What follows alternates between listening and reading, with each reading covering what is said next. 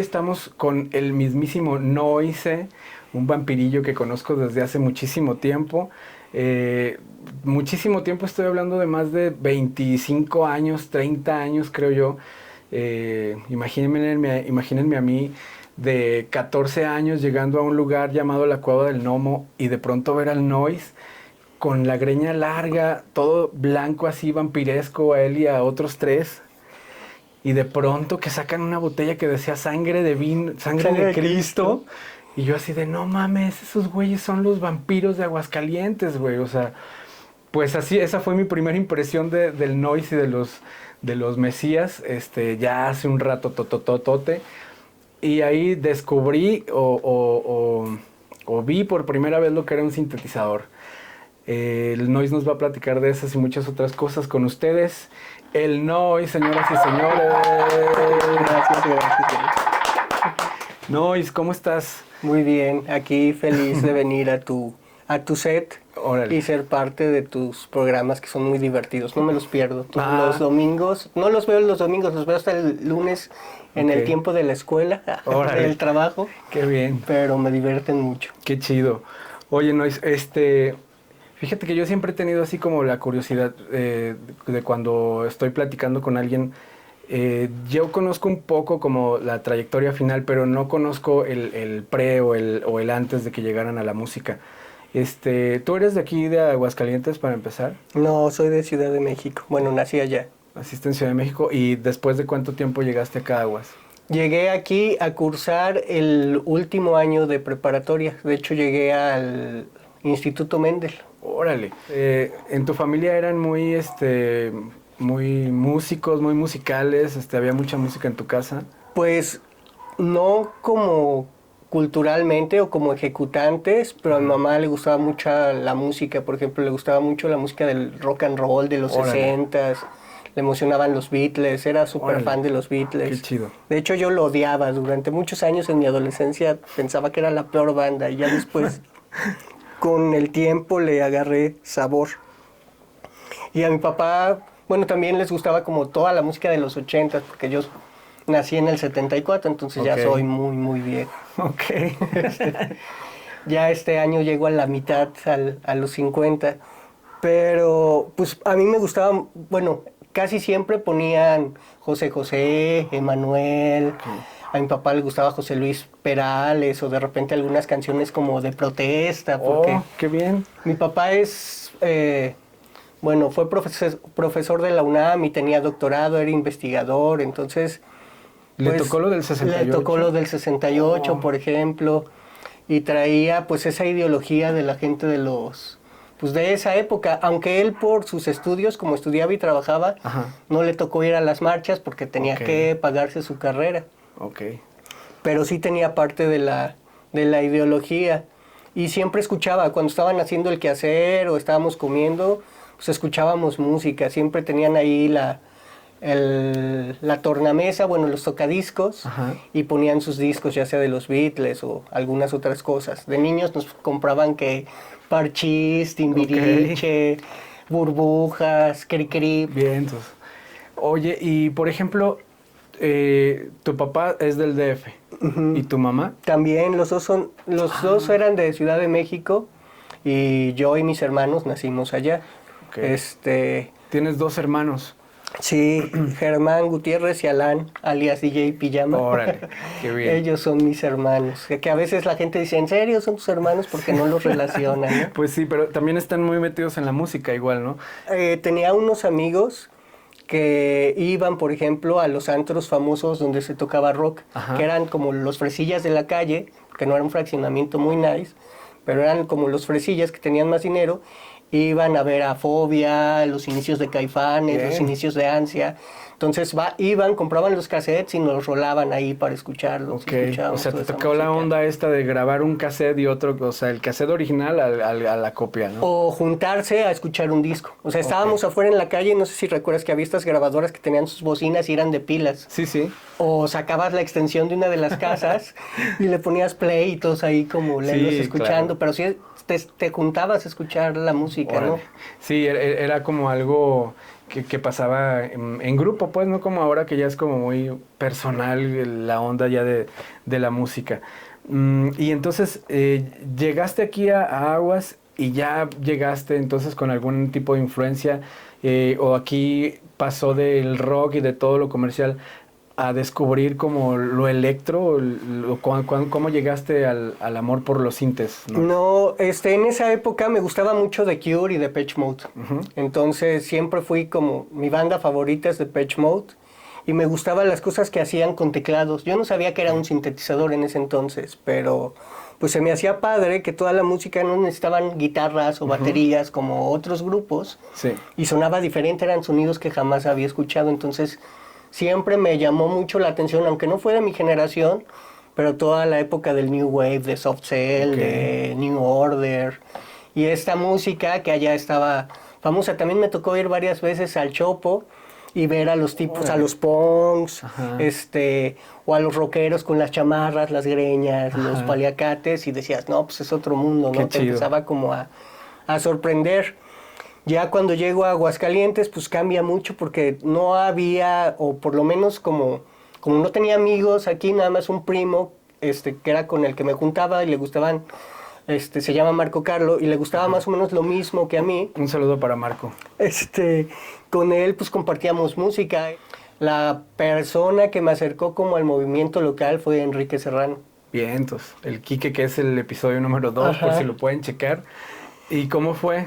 Con él hicimos la primera convención de cómics en Aguascalientes hace muchísimos años. Venga. Ya estaba yo en la universidad y le ayudamos a dos, era creo de turismo o de administración los que lo organizaron, y trajeron al que traducía en ese entonces los cómics de Marvel y DC en Novedades Editores. Entonces en la universidad, en el Auditorio Pedro de Alba, se hizo una convención de cómics y las tienditas que había aquí pusieron sus puestos y cada quien llevó sus colecciones como chingón, para intercambiar, y era como el primer gran evento local de cómics. O sea, tú fuiste entonces parte de ese primer festival, qué chido. Y ahí después de eso comentaron en armar una banda o algo.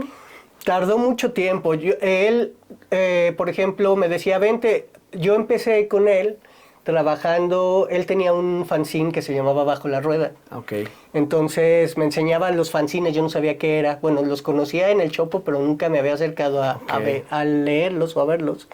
Y vi cómo lo hacían, que era recortar y pegar con PRIT y hacer sus collages. Y ya después le sacaban fotocopias. De hecho, el Quique lo hacía en su trabajo, que era un despacho de contadores. Tenía arte, así dibujos, tenía poemas o escritos de literatura. Qué bien. Reportajes de música. Yo le ayudaba con un reportaje de cómics, porque fue como me invitó, y ya después le ayudé a armar algunos, y de ahí me surgió la idea de armar uno de cómics. De hecho hice 2 números del fanzine de cómics que se llamaba Imágenes en Bloques, en IMB. Ok, que eran como storyboards o qué. Pues más bien sacaba reportajes de cómics. Gracias a la conexión con Quique y al fanzine empezamos a ir a tocadas. Me acuerdo que llegué a ver al que ría el último en las primeras tocadas, que eran realmente hoyos funky. Eran salones de fiestas y eran como muy clandestinos. O sea, pagabas tu cover y entradas y acá como que... qué chingón. Para entrar a los lugares. Me acuerdo que trajeron, esa vez que fui, tocó Producto Nocivo, El que ríe, y una banda que traían de Zacatecas. Y yo estaba así, emocionado de que nunca había ido a un concierto de una banda de rock. ¿Y fuiste con Quique? Con Quique, ajá. Y Quique conocía a varios. Por ejemplo, en ese entonces él conocía a Julián, que era el baterista de El Producto. Ajá. Y ya fue el que me empezó a presentar gente y los empezamos a entrevistar para el fanzine. Entonces chingón, yo decía, no, pues qué chido, ya conozco a los artistas. Yo ya estaba en la carrera en ese entonces, Quique también. Él estaba en relaciones industriales, yo estaba en comunicación. Y un par de generaciones después apareció Alejandro en comunicación, que era el vocalista de lo que después fue Mesías. Y él pues era muy amigo de Marco Carlo y platicaba de música y le decíamos, me gusta más. Y ahí yo presenté a Quique con Alejandro, porque Quique siempre había querido tocar música y él quería ser baterista, pero no tenía baterista, pero tenía un bajo. Okay. Y Alejandro tenía pues una guitarra y no tenía amplificador, pero en ese entonces tenía una banda que se llamaba Anaconda. ¿Alejandro? Ajá. O sea, Alejandro ya era el que tenía banda. Sí, él ya tenían como, no sé si 1 año o 2 años, ya habían tocado un par de veces. Qué chido. Y cuando decidieron entrar, creo que a la segunda explosión rockera, decidí ayudarle con su novia en ese entonces, era diseñadora gráfica, e hicimos unas lonas, un set, un escenario para su presentación en la explosión rockera. De Anaconda. De Anaconda. Bien. Pero ese día, pues, típico, el baterista no llega, o el bajista no llega, o llega el bataco y no trae baquetas. Cosas que pasan ¿sí? en las bandas. Entonces yo le ayudaba, yo le decía, pues yo te presto y vamos a comprarlas, o hay que conseguir lo de las cuerdas. Y pues yo aportaba, porque me decía, pues igual y te enseño y entras después a tocar teclados. Ah, sí estaría bien chido, pero qué chido. Pues obviamente no iba a ser porque era una banda de grunge. Ajá. Pero después de esa tocada bueno, creo que hicieron su eliminatoria, llegaron a la semifinal, pero de ahí no pasaron porque seguían los problemas con los otros músicos que realmente no les interesaba. Pero nosotros ya habíamos platicado de hacer un proyecto o algo así, y yo le había platicado en mi cómic que se llamaba Imagen en Bloques. Yo creé 2 personajes, uno que se llamaba Akoran, que era un demonio que se alimentaba de demonios, y Mesías, que era como una crítica social pues realmente a la forma de pensar de la gente de Aguascalientes en esa época. Déjame hacer aquí un paréntesis, ¿no? Porque se me van a ir estos datos. Entonces de aquí viene el nombre de Akoran Pro. Y o sea, desde Mesías, ahí ya venía pues sí, ese nombre de Akoran Pro y de Mesías. Los pongo un poquito en contexto porque lo vamos a tocar más adelante. El Noise, aparte de ser un músico y de producir, se ha dedicado mucho a esta parte que no se ve mucho, que es la producción de sonidos para películas, para comerciales, ambientaciones, pues todo este mundo de la grabación de audio. Y de ahí lo conozco también con su proyecto de Akoran Pro, que es un estudio de grabaciones. Lo vamos a tocar más adelante, pero esto es interesante porque ahora sé de dónde viene el nombre de Akoran Pro y de Mesías de la banda. Y luego Sí, de hecho, esto de Mesías, pues era un mono que se había vuelto loco. Ajá. Bueno, la historia era un mono que se había vuelto loco, adolescente, y estaba demasiado restringido por sus padres en cuanto a la religión. Ajá. Entonces cualquier cosa que veía que era inmoral, lo hacía volver loco y mataba a la gente. Por ejemplo, unos monos estaban besándose en el jardín de San Marcos, entonces iba y les cortaba la cabeza. Cosas así. ¡Qué chido! Y a mí me pasó mucho porque cuando yo llegué a Aguascalientes traía el cabello largo. Ajá. Entonces, no sé, si quería ir a una disco, ya sea en ese entonces el Meneos o el Cabús, ajá, no me dejaban entrar por traer el cabello largo. No manches. La gente me gritaba maricón, los policías te veían feo y te agarraban. Era como... En los 90s. En los 90s. Yo nunca había aprendido nada de música. Entonces, después de la semifinal, pierden y estaba muy enojado con Alejandro, con su banda. Estábamos en un bar, no le ayudaron a guardar las cosas. Yo le ayudé a Alejandro a guardar las cosas. Y dijo, pues adiós, aquí termina Anaconda y comienza Mesías, él dice. Bien. Entonces, pues ya desde ahí empezamos como a platicar. Yo en ese momento no tenía una idea de lo que era tocar música, ni ser músico. Por eso siempre he dicho que yo no me considero un músico, soy como una aprieta-teclas o algo así. Porque en ese entonces pues empecé de la música como al ahí se va y todo era desconocimiento, ignorancia. Entonces, a lo mejor creo que fue padre, pero después pues siento que sí hizo falta haber metido más pues eso del saber qué era la música y qué era lo que quería hacer. Pero eso me ayudó, la chava que te digo con la que ayudé a hacer el set de Anaconda. Ajá. Hicimos el set y ella tenía un tecladito de esos Casios chiquitos con bocinita. Y ella me prestaba su teclado y yo no fui al primer ensayo de Mesías, pero pues era yo en el teclado, otro chavo que invité, que estaba en mi salón, que tenía una guitarra y un ampli Fender grandote. La guitarra era un estrato, que era así, para ver un estrato americana aquí en Aguascalientes era muy raro. Le decíamos el Ruidos, porque siempre que llegaba, era fanático de Van Halen, entonces llegaba solo sobre solo. Ajá. Todas las rolas llevaban un montón de cosas. Entonces ellos, Enrique, Alejandro y el Ruidos fueron los primeros 3 en el ensayo. Va. No me acuerdo por qué, creo que tenía, no sé si algo de la escuela, pero no pude ir al primer ensayo. Al segundo ya fui y empezamos a hacer una rola y ya me decía Alejandro, mira, este es mi, apriétale aquí, luego aquí, aquí. Vamos a seguir al tiempo ya. Quique tampoco sabía mucho de batería, pedía prestado una batería, entonces pues Quique y yo fuimos aprendiendo a la mismo nivel. Sí. Pero lo que me gusta es que fuimos en ese aspecto, he sido parte de ser precursor de 2 géneros. La primer banda dark, obscura, y el primer proyecto en electrónico, y mucho después. Ajá, claro. Pero, pues, nosotros no sabíamos cómo iban a sonar las rolas, pero como idea ya traíamos el concepto que queríamos que fuera algo obscurón, como de Depeche, de Cure y cosas esas. Así, no sabíamos qué íbamos a hacer, ni cómo lo íbamos a lograr, pero nuestra meta siempre fue esa. Y las primeras 3 rolas, se salió el Ruidos porque no lo aguantaban, y entonces pues desfilaron varios bajistas, y al final Alejandro tenía un amiguillo, no me acuerdo si era de la secundaria, algo así, que de repente pues le hacía albañilería o ayudaba a hacer como cosas de metal y cosas así a un tío, y que le gustaba la música. Entonces fue Agustín, nuestro primer bajista. Y a él lo invitó porque pues dijo, pues bueno, que él se aviente, al fin yo lo pongo al tiro igual que ustedes, y empezamos, y esa fue la primera alineación de Mesías. ¡Qué chido! Ahí todavía no tenía un sintetizador, no sabía lo que era. Seguía trabajando con el Casio. Chido. Después, durante la carrera, tuve hice el servicio social en gobierno del estado. Tenía que hacer síntesis de noticias. Iba de, creo, 5 o 4 de la mañana a 11 del día. Y con lo que me pagaron de ahí, me compré mi primer amplificador y mi primer teclado, un Concertmate, que era de radio.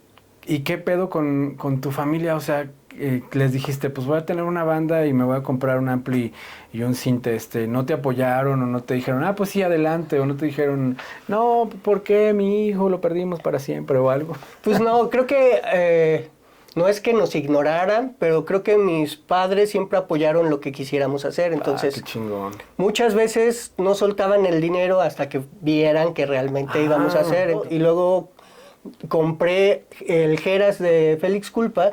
Tenía un procesador de efectos muy chido, que era con el que gritaba en la guitarra y hacía voces bien extrañas. Y se lo compré y se lo puenteaba al Casio para que sonara más chido y más extraño. Sí. Entonces, pues eso fue mi primer empezar a experimentar los sonidos feos del Concertmate con los efectos chidos del procesador de Gerardo. O sea que, como quien dice, hiciste un sintetizador artesanal. Muy bien. Y entonces ahí ¿tu jefe iba al DF? Y yo le dije, pues ya que vas, ¿no podrías prestarme para comprar mi primer sintetizador? En ese entonces, Alejandro era el que sabía todo y me decía, ¿tú para qué quieres un sintetizador? No lo vas a poder usar. Necesitas aprender a programar tus sonidos porque no traen sonidos. Y yo, tienes razón. Entonces, por eso seguía con mi Casio con efectos. Pero ya después, obviamente, averiguas que sí traen presets. No son como los viejos, que sí no traían sonidos y tenías que hacer tus sonidos. Pero bueno, no sabía en ese entonces. Te digo que realmente hacía mi, fa, re, do. Entonces, todo lo de Mesías, toda la composición y los arreglos de Mesías son arreglos muy, muy, muy sencillos. Pero buscaba con texturas que sonaran grandes. Entonces, pues creo que la ventaja que tenía es que las composiciones de Alejandro eran muy buenas. Y los arreglos, como ya teníamos el concepto, pues sabíamos como por dónde moverlas, aunque no tuviéramos las grandes habilidades en ese entonces. Bueno, Nois, ¿y ya sabías qué cinte querías o solamente esperabas así como sorpréndeme y tráeme un cinte? Pues más bien primero fue hacer un scout, mi jefe ahí a República de, no me acuerdo si es Ecuador o algo así, donde están todas las tiendas de música de Ciudad de México. Y me trajo así como varios brochures que eran estos como folders donde traía información de los sintetizadores, ¿no? Y veías los chidos de Korg y de otras bandas. Yo, por ejemplo, veía que Lalo Watts, que era de mis ídolos de aquí, en el que ríe, tenía un SY-35, digo 85, que era un super sinte que ganaron uno de los concursos de Yamaha, creo. sea, Lalo ya tenía cinte, era de aquí un saludo hecho, para Lalo y esperemos que venga. Hasta tenía sampler, Lalo Watts. No manches. Pero ya era otro nivel. También el tecladista de Félix Culpa tenía un Korg 01W, que eran así, los que ya traían secuenciador y eso. Bueno, me trajo así varios brochures. Y el primer cinte que compré fue un Yamaha SY-35, que era como el de Lalo Watts, pero la versión más baratota, así para pobres. No tenía secuenciador ni nada. Pero para pobres, no manches. Bueno. Pero era de 5 octavas y era cinte. Y lo que estaba chido, antes los chidos usaban disquete para guardar sonidos o secuencias. Y usaba como unas tarjetotas. Y podías tener, si comprabas la tarjeta, tenías un banco extra de sonidos, entonces... Es como una memoria, pues. Yo programaba más, ya aprendí a programarlos y ya programaba mis propios sonidos en ese sintes. En ese entonces ya usaba mi pianosaurio, que le decía Enrique, con efectos, más el sinte que me había comprado y que iba pagándole a mi papá poco a poco. Órale, qué chido, o sea que te apoyó el señor Gutiérrez. O sea. De ahí salió... que ganamos, no me acuerdo si fue creo que la cuarta de la Explosión Rockera. Qué chingón.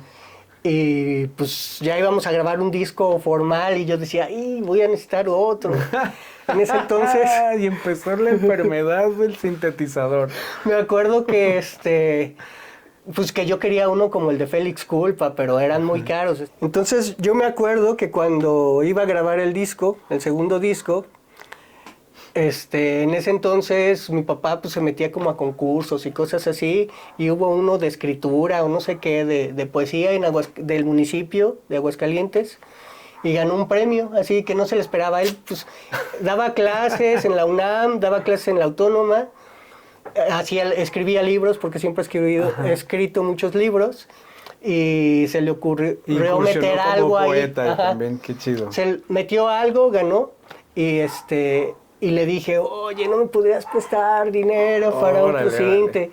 Y ahí no me alcanzaba como el que tenían los de Félix Culpa, pero estaba la versión más baratita, que ya traía secuenciador, pero no estaba tan bien, era un Korg X3. Bueno, ya llegaste al Korg. Sí, y ese costó como 11,000 pesos, y ese fue ya como mi primer cinte profesional. Bueno, el otro también era profesional, pero estaba como más limitado, pero para lo que yo buscaba, traer secuencias y cosas así, pues y con esos 2 sintes pues duré casi todo Mesías. Y así llegamos a esta que fue la primera banda dark, por así decirlo, en Aguascalientes, y que fue como, yo creo que de las mejores bandas que hay en Aguascalientes. Todavía siguen los Mesías, ¿no? Tú ya no estás en Mesías. No, ya tiene mucho que me retiré. Ok, pero lo que sí te quedaste fueron el amor por los sintes, que les platico un poquito.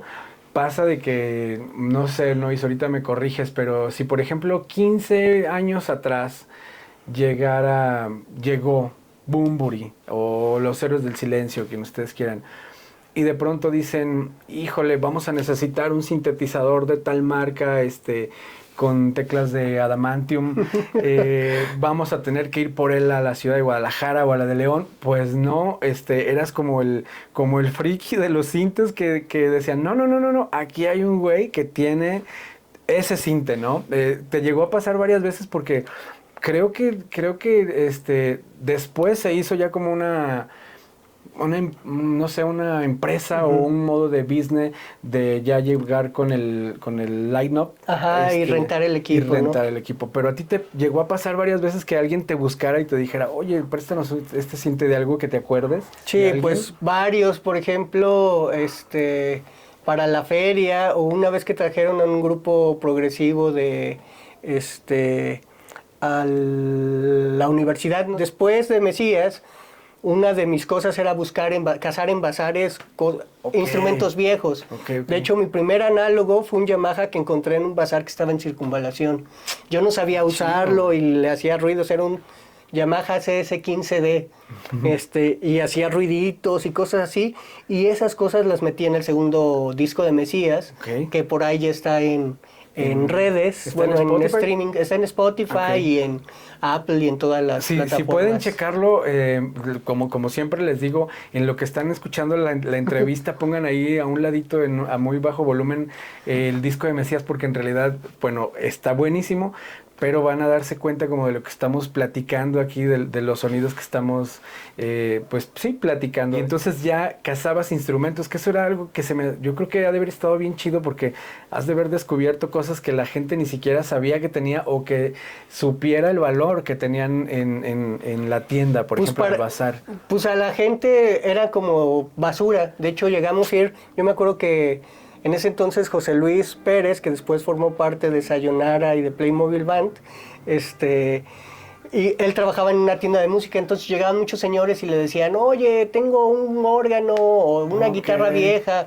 Muchos de los instrumentos que esta generación empezamos a tener, pues me acuerdo que la lira de Juan Pablo, mis guitarras, amplis, teclados, muchos venían, por ejemplo, de Rubalcaba. Ajá, que está en la línea de fuego, por si pueden checarlo, todavía está por ahí, por el área del tiradero pues sí, del tiradero de donde está como el terreno de la escuela. Sí, también está en otros tianguis, en el de Pilar Blanco y en el de la Colonia México. Ok, esto es historia total, porque Rubalcaba es así como el dealer de las guitarras Fender y de las cosas raras que él, le mando un saludo, por cierto, se iba a los pueblos, ¿no? A las rancherías, y gente que de los ranchos que se traía instrumentos del gabacho, pues ahí se quedaban porque se regresaban, y él los traía. Sí, se los vendían muy baratos, les vendían bocinas, poderes, instrumentos, y cuando veía cosas, porque en ese entonces también Rubalcaba no sabía, entonces nos los daba bien baratos y nosotros, ustedes lo educaron, ustedes fueron los culpables. Ya después veía y es Fender, es Gibson, es no sé qué, y ya te los cobraba como los gringos.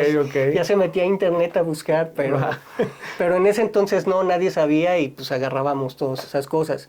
Por ejemplo, cuando grabamos el primer disco de Mesías, nuestro productor fue Carlos Walraven, que era el baterista de Consumatum Est, y se trajo a un productor de teclados, porque sabía que estaba yo clavado con los sonidos de los sintes y eso, y se trajo el primer DX7. Yo jamás lo había visto, y yo sabía que ese sinte lo había usado Depeche Mode en sus épocas grandiosas, y este chavo lo traía, y me pasé horas con él, oye, y un sonido acá para esta rola, y experimentos que salieron en el primer disco de Mesías, en el Áticos, pues son gracias a ese productor, y él me enseñó más cómo se hacen los sonidos en el sintetizador, cómo funcionan, y eso lo pasé al que yo tenía, y ya empezaba a hacer mis sonidos y cosas así. Ok. Y ¿por qué estaban grabando? ¿Cómo grabaron los discos? ¿Ganaron algún concurso? El primero de Ático grabamos La Explosión Rockera 4, si no mal recuerdo, y el premio era, o sea, que grabar en Estudio B, y de ahí que lo maquilara Opción Sónica. Órale, qué chido. Entonces, pues toda la portada, el disco, pues hizo gracias al presupuesto estatal. Okay. Y gracias a eso también nos dieron la gira Centro Occidente, que también fue un viaje así muy locochón. Y de hecho hasta compramos un camión y le pusimos el logo de Mesías, y que el camión era del grupo Wando, de Los Ballín. Órale, ok. Entonces, bueno, esa es otra historia, pero de ahí el dinero de eso lo usamos para volver a grabar en un estudio B, y habíamos quedado un poco inconformes porque no era el sonido que buscábamos en el primer disco, nos cambiaron muchas cosas. Okay. Y con nuestros recursos ya grabamos el segundo disco, que es el que acaban de sacar, el Retratos del Caos, ya con nuestra producción, ya como los queríamos hacer, y con el apoyo total del bombero y de Miguel Ángel ahí en Estudio B. ¿De Miguel Ángel Vargas? No, Miguel Vargas sí nos ayudaba en el ICA, pero Miguel haz de cuenta que Estudio B estaba el bombero, Luis en uno de los estudios y tenían un estudio en una casa enfrente chiquita donde hacían jingles. Y ahí estaba Miguel Ángel y él tenía un rack de puros sintes. De hecho, eran puros emus, había samplers, Roland. Y cuando vi todo eso le dije, oye, y si grabamos aquí, nos los podían prestar para usar. Y sí, de hecho estuve buscando, mientras estaban grabando batacas, bajos, guitarras, yo buscaba sonidos de los sintes que tenían en módulo ahí. Qué chingón. Y agarraba mis presets y, con este voy a hacer esta parte, con este voy a hacer esta parte. O sea, no nada más usé mis herramientas, ya empecé a buscar lo de la producción con lo que tenían en el estudio. Ok. Y de ahí, ¿crees que de ahí venga el que te haya gustado esta onda de los estudios y de la grabación, me imagino? Yo creo que sí, porque sí fue una gran influencia. De hecho, yo les decía que quería trabajar ahí, pero pues obviamente como todos todos los estudios locales son negocios pequeños. Y no siempre hay como recursos para pagar un asistente o alguien que vaya. Entonces me decían, no, mejor vete a Estados Unidos, allá hay estudios chidos y allá vas a aprender. Okay. Pero te bateaban así como de, órale. Pero sí me gustó lo que hacían y pues gracias, yo creo que a eso fue mi primer semillita. Chingón. Que de ahí, bueno, seguiste, estás en el primero y en el segundo disco de Mesías. Creo que después de esto Mesías hizo una pausa. Pues siguieron trabajando, de hecho después estuvo el Pepe Rastas, Luis Miguel Aguilar, y grababan como sencillos, por ejemplo, iba a haber que un tributo a no sé qué, y grababan una rola del tributo. Un tributo hubo una de Depeche y grabaron otra rola, de hecho esa creo que la grabaron con Julio Díaz, y la primera era un tributo a Caifanes y esa la grabaron en Estudio B. Y del disco que nunca salió, porque grabamos el segundo disco, fuimos a moverlo a Warner, a varios lugares, pero de hecho donde les gustó fue en Warner y a lo mejor estaban ansiosos por sacarlo, pero en ese entonces resulta que Alejandro, el vocalista, ya iba a ser papá, entonces iba a tener otras responsabilidades y yo dije, no, esto ya valió. Entonces fue cuando yo me salí y pues ellos siguieron trabajando, pero pues la verdad yo sentía que todo lo que habíamos hecho y todo el trabajo que se había hecho, pues después por las obligaciones de Alejandro no iba a ser igual. Sí, bueno, y aparte otra cosa muy, muy cagada, yo que vi a los Mesías, por ejemplo en la Cueva del Gnomo con el Noise, y de pronto ver que cambiaban como de alineación y ver a Pepe Rastas, o sea, un saludo para Pepe Rastas, pero sí era así como de, no mames, es como un vampiro jamaiquino, güey, o sea, tocando con los Mesías, pero la neta sí toca muy chido el Pepe. El primer proyecto que yo hice, lo hice como Noise. Yo estaba muy deprimido y dije, pues va a ser, ¿qué va a pasar? ¿Ahora qué voy a hacer? Y me acuerdo que en ese entonces también en Depeche Mode se sale Alan Wilder. No manches. Y dije, ¡uy, qué gacho! ¿Son señales o qué? Pero él saca un disco solista y le va muy bien y está bien chido. Y dije, pues si ese mono lo hace, ¿por qué yo no? Entonces, en ese entonces ya me llamaba la atención música más como el industrial, Front 242, Nine. Y pues dije, pues vamos a hacer esto, y empezaban también la música electrónica, los Chemical Brothers, todas esas bandas setenteras, también como Tangerine Dream, Jean-Michel Jarre. Y que también hubo como una remontada de Kraftwerk, ¿no? También, Kraftwerk, que bueno, aquí voy a hacer un pequeño paréntesis, ya sé que es tu entrevista, Noise, pero luego me prendo y aquí es donde yo empiezo a conocer ya un poco más al Noise, porque antes yo era como fan nada más de los Mesías a este tiempo, a esta línea de tiempo, pero después ya empecé a conocer un poco más al Noise, porque yo empezaba con un proyecto que se llama Good Loops, y al llegar al estudio, por esta razón del manantial sonoro, descubro que el Noise tiene un chingo de sintetizadores ahí ya, ¿no? Ahí ya tenías bastantes sintes, o sea, ya no tenías 2 sintes, ya tenías bastantes. Sí, después de Mesías empecé a comprar así de que lo que encontraba en los bazares y era un sinte análogo, pues ya, como ya leía mucha Future Music, ya sabía cuáles eran. Buscaba, por ejemplo, venía los sintes que usó Depeche en estos, los anotaba. Qué chido. O que usó Jean-Michel Jarre en estos, entonces buscaba los sintes que eran icónicos. Y poco a poco, así gracias a José Luis, empezaban a llegar mira, están vendiendo están vendiendo están vendiendo esto. Entonces, muchos de los sintes icónicos que llegué a tener o que tengo, llegaron de esa época, que todos mis ahorros de los trabajos que tenía, me los gastaba en sintes. Que son Juno 106, Moog. El Júpiter 4. El Moog ya fue en las últimas etapas, que se abrió como que el mercado y ya era fácil tener un Moog. Pero yo me acuerdo el primer Moog que vi fue un mini Moog de Fernando Calvillo. Él tenía, de hecho, muchos de los sintes que él tenía, algunos se los compré o cambiábamos porque era muy poquita la gente que realmente sabía de sintes y entre esos era Fernando Calvillo o José Luis. Y bueno, ahí empezaste ya como tal con estudio, ¿no? En el Manantial Sonoro. Creo que de hecho esto dio pie a que compraras una mezcladora, si no me equivoco. Empecé con un multitrack que era de 4 canales en minidisc. Y eso estaba...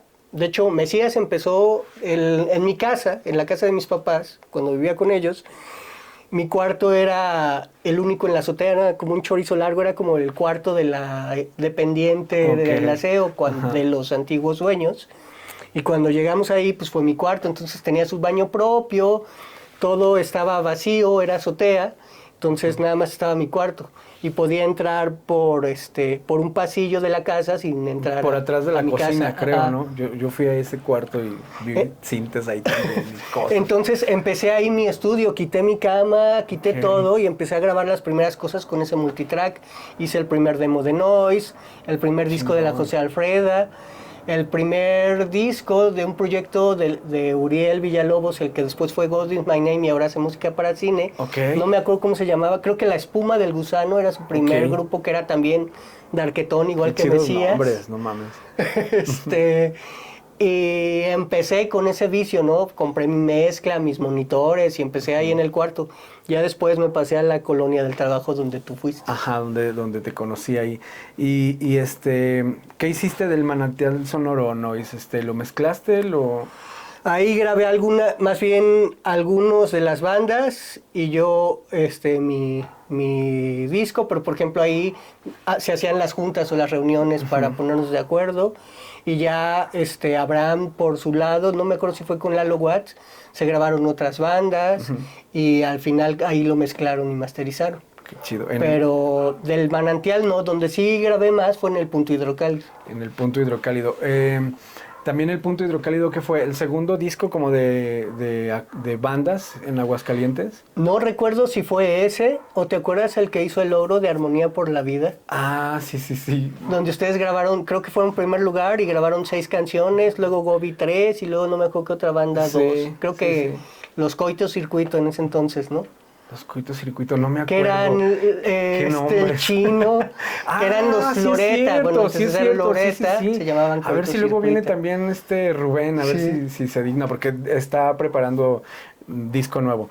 Y ahí entonces tú hiciste un poco más en el recuérdame este disco, el Punto Hidrocálido, que fue el que organizó el Superfan aquí. Que fue el que organizó el Superfan, que el Superfan es el episodio número 3 para que lo vean, como que todo va hilándose aquí en los capítulos. Y ya después de esto, Isra, empezaste como a hacer más producciones, digámoslo así, como comerciales, como digamos grabar cuentos, grabar comerciales. Sí, gracias al estudio empecé a hacer mucho publicidad porque en ese entonces ya trabajaba en una agencia de publicidad y yo tenía mejor equipo que el de la agencia de publicidad. Entonces muchos de los comerciales los hacía yo. Por otro lado estaba con mis bandas, primero Noise, luego Playmobil Band, luego de solista otra vez con Playmobil One. Y después empezó lo de Sayonara, pero ahí, por ejemplo, ya empecé a trabajar y colaborar con más gente como Eder, José Luis. Entonces, el proyecto de Noise fue después de Mesías, fue el primero después de Mesías. Y después siguió Playmobil Band, ¿sí? Y después siguió Sayonara. Playmobil One y luego Sayonara. Playmobil One y luego Sayonara. Ahí han participado un montón de músicos también, como José Funk, Juan Pablo Bistec, Eder. Tú grabaste algo, creo, en una, ¿no? Yo grabé algo y fui a unas tocadas a Lagos de Moreno, que estaba a León también. De hecho, mucho tiempo fuimos parte del colectivo de B-Freaks, ¿te acuerdas? Ah, claro, o sea, a lo que voy es a lo siguiente. El Noise, bueno, el proyecto del Noise, Playmobil Band y Sayonara, creo que son como de los primeros grupos, si no el primero, de los primeros grupos de electro, ¿no? Pues con el proyecto de Noise era el primero. Ajá. De hecho, lo hice porque iba a venir a tocar con Mesías la función de Repulsa. Sí, yo estuve en esa tocada. Y para abrirles, les dije, pues yo hago 3 rolas, y me acuerdo que me aventé 3 rolitas con mi secuenciador, tenía una caja de ritmos, toqué, y pues era para... Pues la función de Repulsa era una super banda conocida de muchos años, que ya tenían discos, y yo quería que vieran lo que yo podía hacer solo. Entonces, que aquí también había electrónico, porque no había. Claro. Y que también fue como el parteaguas, ¿no? Porque eras como uno de los proyectos más sólidos de este colectivo que se llamó B-Freak, ¿no? Que la mayoría éramos DJs o éramos como... pues sí, como novatos, pero tú ya tenías así como la trayectoria, las tablas, y aparte sobre todo un chingo de aparatos. Después de esto, hiciste Sayonara.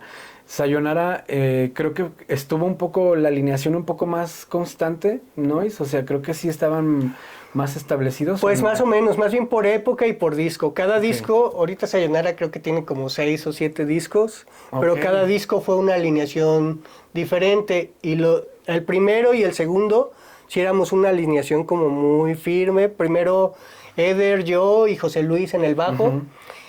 Poncho tocó con nosotros, por ejemplo, la batería. También el Piti tocó con nosotros la batería. De vocalistas hubo colaboraciones hasta con Claudio, ¿te acuerdas del Madame La Renta? Ah, sí. Claudio Turza, con Gaby Bernal, con pues Helen cantó ahí, Susana Ávila. Helen fue como de las últimas vocales. En la última generación de Lucía también cantó con nosotros en 2 rolas. Órale. Oye, y... Juan Pablo, Jimmy, los República del Funk también estuvieron en Sayonara. Ok, ¿estos fueron las últimas del último disco o del penúltimo? No, el penúltimo disco que salió, fueron colaboraciones con gente de otros países y bueno, y bandas, porque por ejemplo estaba Manimal conmigo y hacíamos una rola. Luis Miguel Aguilar y yo y hacíamos una rola. Qué chido. Ese que se llama Mosaic. Y después salió otro que hice con juguetitos, así, las primeras aplicaciones del iPod, o con juguetitos realmente, que se llama Toys. De ahí salieron otros 2 y tengo otros 2 enlatados que están por salir. ¿Estás trabajando en esos actualmente? En los últimos 2 sí, de hecho, son como eran en su tiempo. Hubo un tiempo en que quise hacer ya discos conceptuales, entonces me costó mucho trabajo ya hacer muchas cosas solo. Y también conseguir gente que me ayudara, entonces por eso se fueron estancando. Uno ya está terminado, le faltan las letras y grabar voces, y el otro estoy a un par de rolas de terminarlo, que fue el último que se hizo, el que ya voy a terminar. El otro que quedaría entre Toys y otro que va a salir, todavía no le he metido, pero tengo el plan de sacarlo. ¿Alguno de estos discos o cuáles están en Spotify? Todos. Todos están en Spotify. Sí. Ahí hay... Chéquenlo, por favor, hay una, no sé si esta rola está, pero hay una rola que es mi favorita así de todos los proyectos del Noise, que es la de Ratones Chillones, que es así como la que más me gusta. Chéquenla si la pueden checar, buscar ahí de Ratones Chillones, estaría chida que la chequen. Esa fue del primer disco, de hecho, el único disco de Sayonara que salió maquilado por Micha Records gracias al Superfan, fue que se llamaba Shareware. Y a partir de ahí empezó la onda del MySpace y todo en internet, y decidí que todos mis discos se iban a regalar. Entonces los subía a, no sé, Rapid Share o cosas así, y la gente los descargaba. De hecho, hubo un tiempo que hasta en Europa escuchaban, porque iba una amiga, Karina, Ajá. a Radios Europa a llevar material y le decía, llévate mis discos. Qué chido. Le daba mis discos y ponían las rolas allá en Europa y de Órale. repente decían, de hecho me sorprende que cuando ves las listas de quién escucha tu música, Ajá. pues es más en otros países. Últimamente creo que tienes sonidos o ¿cómo le llamas tú? Ambientes para que la gente los pueda descargar y utilizarlos en sus videos o en sus películas. Más bien hice otro perfil, tengo otro perfil ok. musical que se llama Israel Noise, Ajá. que es donde tengo esa música extraña que a mí me gusta Ok. ahora, ya que soy viejo, me gusta la música Ok. experimental y extraña, y la música que he hecho para películas o cortos o proyectos audiovisuales, ahí subí todos los discos. Ok. Entonces, si buscan la música de Sayonara es como más comercial, y si buscan la música de Israel Noise es más como Y así rara. te encontramos en algún lado. Ajá, Israel Noise en todas las plataformas. Oh, chingón. Spotify, Apple, Tidal, o sea. Bien. Noise, has incursionado como en cine, ¿no? Con lo de audio. Incluso creo que tienes una página de audio nada más, específicamente en audio, que estás como subiendo contenido. Es en donde está también compartiendo estos videos. Pero a lo que voy es, ¿cuál ha sido de las producciones de cine que tú consideres que son como las más relevantes, en donde también creo que está involucrada Helen, ¿no? Pues por ejemplo, así la película más famosa en la que he estado involucrado es la de Iñárritu, la de Bardo, Ok. que está en Netflix bueno, fue así sorprendente ver mi crédito en el cine, ¿no? Qué Ver así que chingón, salió. sí. Pero pues he trabajado en muchos cortos independientes, películas independientes, pero por ejemplo, gracias a la pandemia, tuve el acercamiento con mis ídolos, los que hicieron el sonido de las películas de Star Wars, Indiana Jones, No mames. de los Goonies, los Cazafantasmas, o los que hacen ahorita Dunas, Qué chingón, güey. Entonces, pues ya platicas con ellos y te das cuenta que los mismos problemas que tienes tú los tienen ellos. Por ejemplo, hay gente que pues también que intentó ser músico y se pasó directo al cine porque había más chamba, pero que también son frikis de los sintes o de las guitarras o de las batacas o de plano les gusta mucho el sonido. Yo me clavé mucho después de Sayonara y eso, tuve como un lapso de varios años en el que no hacía música. Okay. Estaba ya harto de la música y no quería saber nada de la música y me clavé más en la ingeniería de audio. Y de ahí me aceptaron en una asociación que se llama AES, que es la asociación es Audio Engineering Society, que es la asociación de ingenieros de sonido de todo el mundo. Y de ahí aprendí muchas cosas y gracias a estar en esa, me aceptaron en esta, que es la de editores de sonido de todo el mundo también. Qué chingón. Y tienes acceso a esos, ¿no? Esos materiales, por ejemplo, soy parte de los jurados cuando los Golden Reels son como los Óscares del sonido. Ok. Entonces, a mí me toca a veces calificar una categoría y ves así peliculotas, ¿no? Por ejemplo, hace poquito de las que ganaron el Oscar, Son of Interest, pues es de las mejores y se llevó muchos premios y me tocó verla antes de que saliera en el cine, ¿no? Qué chingón, güey. Yo estoy sorprendido. La verdad es de que para mí las personas que vienen al podcast o a la plática, les agradezco muchísimo porque para mí todos son de alguna u otra manera gente que admiro demasiado. Para mí no hay como artista pequeño en Aguascalientes y prueba de eso es que hacen un montón de cosas. Prueba de eso está el Noise aquí, que ha estado involucrado en todas estas producciones. Y bueno, pues gracias por venirnos. Voy a pasar a otras preguntas porque no se nos van a ir aquí las 2 horas, que no hay problema, si no hacemos parte 1 y parte 2.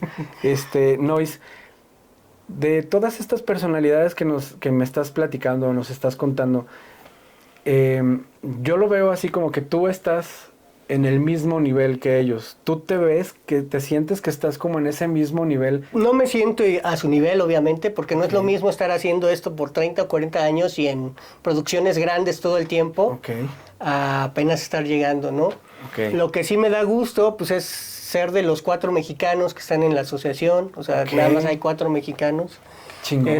Y que me hayan aceptado un güey que realmente no tiene un currículum como los de ellos, eso se me hace como válido. Yo creo que cuando aplicas y das la solicitud, pues sí te revisan. Tengo cuates de los que conocí en la misma generación de pandemia, pues que tardaron como 3 o 4 años más en entrar, y aún así eran de Inglaterra o de Alemania o de otros lados que realmente tenían pues mucho más material que yo, pero creo que también sirvió mucho que estoy en el área de la educación. Como que eso fue también como una parte del peso, y que tenía la otra asociación internacional que me estaba respaldando. Entonces, no me siento a su nivel porque obviamente no estoy, pero sí me siento muy agradecido de haber accesado a tan conocimiento y que ahora lo puedo pasar, ¿no? Y también algo que me di cuenta es que pues ya ahora el mundo es muy chiquito realmente. O sea, cuando menos lo esperas, conoces a tus ídolos o lo que quieras, o puedes saludar, no sé, al de Portishead, al de no sé qué, y te hacen tus compas, ¿no? En Facebook tengo de repente cuates que dices, jamás en mi vida hubiera pensado que pudiera platicar con él, desde los de Santa Sabina hasta güeyes gabachos, por ejemplo, el Butch Vig, ¿no? De Garbage. Entonces, hay cosas que no, obviamente no eres el nivel, no estás al nivel porque no has hecho lo que ellos han hecho, pero el nivel de conocimiento al que accedes es diferente. Y también el nivel, a mí lo que me gustaría como dejar es que nada es imposible. O sea, uno estando en Aguascalientes, en el pueblo más olvidado a lo mejor del país, hay muchísimo talento, hay gente que ha hecho muchas cosas. Nois, si tú me pudieras recomendar ahorita 3 bandas de tu Spotify, ¿qué bandas me recomendarías escuchar? Si se pudiera, una que siempre escuches de cajón, otra que sea lo más nuevo que has escuchado, y la segunda, pues la de esa sí te voy a dejar que tú decidas por qué. Pues la que siempre he escuchado, Depeche Mode. O sea, me gustan todos sus discos. De hecho, hasta los sencillos o los lados B. Ahora ya están subiendo a Spotify todos los discos que salían, cara A y cara B. Entonces hay remixes y versiones raras o canciones que nunca estuvieron en los álbumes y que están bien chidas. De Depeche sí, siempre fui como el fan número 1 y fueron los que me metieron en este rollo. Chido. Ese es el de siempre. De lo más nuevo que estés escuchando. El último, bueno, 2 discos, los Gojira, que ya los había escuchado, pero que ahora en las Olimpiadas me llamaron más la atención. Y una banda que mezcla el metal con la animación japonesa, con la electrónica, que la descubrí viendo un concierto en YouTube, en Arte TV, que se llama Baby Metal. No sé si las has escuchado. No, pues para checarlo, sí. Me acordé, por ejemplo, en el podcast de Poncho, él habló de los, ¿cómo se llaman los japoneses que tocaban? Los Polysix. Los Polysix. Hace cuenta, mezcla Polysix con sonido de metal. Son chingón. 3 chavitas estilo, no sé, como Corea Pop o algo así, más metal chido. Que yo creo que ha de ser un productor atrás de eso, pero está muy bien la fusión. Es como pop, pero con el sonido del metal. Las chavitas cantan, bailan, hacen como coreos. Y otra, pues a mí me gusta mucho Nine Inch Nails. Soy mega fan de Trent Reznor. Y de hecho, él ha sido otra de las inspiraciones desde que terminó no terminó Nine Inch Nails, pero se enfocó ahora a hacer más como música para cine, y ha hecho música desde películas de Disney hasta, por ejemplo, la serie de Watchmen, o las películas, por ejemplo, de La Red Social, con la que ganó Oscar, que fue su primer soundtrack con el que hizo. Y pues ha trabajado en muchas películas muy buenas, ¿no? Entonces, y al lado de su otro compa que también viene de Nine, Atticus Ross. Entonces, pues uno de mis artistas favoritos es Trent Reznor. Un saludo para Trent Reznor, por favor. ¿Cómo nace la inspiración? ¿Cómo llega? Pues depende por época. Por ejemplo, yo, como te decía que yo no era músico, estudié ya en Mesías piano 2 años, ya que estaba en Mesías, ya que habíamos ganado el concurso para sacar el disco, ¿no? Ajá. Entonces estuvo 2 años estudiando en el MIDI, no sé si recuerdas esa casa de música arriba de José María Chávez. Y mi forma de componer en esa época era como componía Alejandro. Hacer la música, base, bajo, y después los arreglos y al final la voz. Okay. Y parte de eso se fue acumulando en lo futuro. Y siempre empecé haciendo bases, bajos y después los demás arreglos. Últimamente pues me he metido a estudiar en el Duolingo hasta música. ¡Qué chido! Y también, por ejemplo, estuve en una asociación gringa durante la pandemia, que es la Asociación de Compositores de música para cine. Okay. Gringa. Entonces aprendí mucho ahí. Por ejemplo, de todos tus aparatos, ¿cuál es tu favorito? ¿Cuál es el que tú digas, este cinte es así, no me lo toquen? Pues a mí me gusta mucho, y sobre todo por el sentimentalismo del sonido de Depeche Mode, el Juno 106. De hecho, llegué a tener 2 igualitos. Pero uno creo que no jalaban algunas perillas. No, de hecho tenía ya 3. Estoy hablando yo de más. Tenía 3, uno de refacciones. Y dos, uno que reconstruimos de 2 y otro así enterito. Entonces llegué a tener, pues de hecho todavía tengo uno de refacciones, pero es así como mi cinte favorito, porque muchas de las rolas míticas de Depeche Mode salieron con esos sonidos. Y siempre me ha gustado el sonido Moog, el bajo y eso. Sí. El último cinte que compré, así, el último, ya tiene muchos años, fue el Sub 37. Y eso porque quería un cinte de Moog, pero que tuviera teclado, porque el que tenía era puro rack. Pero yo creo que cuando compras hardware o lo que quieras, siempre que hay que pensar en el uso que le vas a dar. Ya hay muchos cintes que me gustan, que he visto, y uno, o están muy caros, o digo, pues tengo algo que hacer algo similar, y ya no tengo espacio, ni dinero, ni tiempo para tener tanta cosa. Para seguir guardando o acumulando cintes. Y pues creo que acabas de dar con la palabra, ¿no? El acumular. O sea, el acumular más cosas no va a hacer que haga mejores canciones. Más bien, yo me he dado cuenta que cuando me limité más a menos cosas, fue cuando fui más productivo. Quiero agradecerte antes de que se nos pase el tiempo, porque les voy a platicar una cosa que es muy personal. Cuando lo conocí al Noise, tengo que aceptarlo y tengo que agradecerlo. Nada más iba a tu estudio para comer, güey. Siempre llegaba a las 3 de la tarde, justo cuando el Noise decía, voy a ir a comer, o llegaba uno y el Noise así de, puta, ya voy a tener que comer, y ya llegó el Superfan, el Guduloops, el Alan, el Germán, todos, y era así como de, ya vamos a esperar a ver en qué momento el Noise dice vamos a comer. Te agradezco muchísimo esas comidas, la neta te lo agradezco, y te agradezco también muchísimo que hayas venido. Hay algo que recuerdo mucho del Noise, hace ratito lo mencionamos, es una mascota del Moyo. De hecho, hubo un proyecto que se llamaba Moyo Film. Todavía hecho, el proyecto de sonido para cine es Moyo Film. Moyo Film.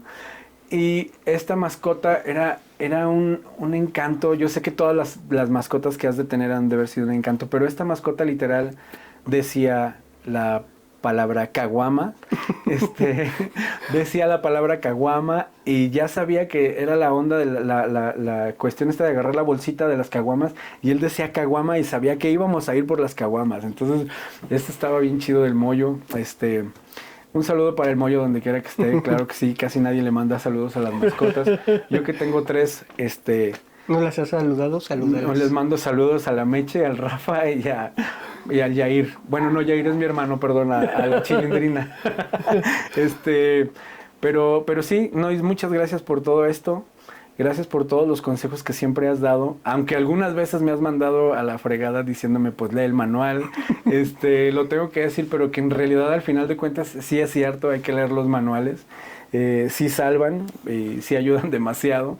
Me imagino que dices eso, voy a interpretarlo, si no ahorita tú me lo dices, porque pues obviamente tú has de tener un chingo de cosas que leer y muchísimos manuales, y ahora que estás en la educación, pues también les has de decir así, has de batallar así con la gente, así, ¿por qué no leen el pinche manual? O sea... Pues más bien es que nos hemos vuelto como muy flojos a veces. Okay. Y por ejemplo, llegan y me piden consejos y ¿qué opinas de este cinte o de esta cosa? Pues no sé, yo nunca lo he tenido, o de esta cámara. Entonces, yo voy a tener que leer el manual para saber qué es lo que quieres aprender. Entonces, eso sí, creo que casi siempre he tratado de ayudar en lo que puedo y en los conocimientos que tengo, que también no son vastos, pero los que tengo trato de aportar. ¿Algún consejo así para aguantar en este medio artístico? Pues que no se tomen las cosas tan en serio, y si te gusta hacer la música, hazla. A final de cuentas es lo que te va a llenar. Yo me acuerdo que una vez me sorprendía cuando empezaba el IMAC, una vez fui con Abraham Velasco y le decía, oye, yo acababa de tonar con una chica y decía, no, ¿cómo le haces? Y pues tú, ¿cómo es que no te pones con el que ríes y iban muy bien y ya eran famosos y no haces las cosas? Y él decía que estaba bien así, que no era necesario. Yo no entendía, no estaba en mi cabeza cómo él teniendo ese nivel de músico y el poder hacer otra banda y hacerse famoso, que de todos modos hizo El Azote y todos los otros proyectos, su necesidad de tener fama o de llegar a ser el más famoso de Aguascalientes no era la prioridad. Y ahora lo entiendo muy bien. Y gracias, Nois, gracias por la visita. ¿Y te parece si ahora vamos al ruidito? Sí, vamos a gudulupear. Vamos a gudulupear, hacer algo de ruido. Muchas gracias por vernos, por escucharnos. Son programas un poco de más de una hora. Les recomiendo que por favor no estén estresados cuando los vean.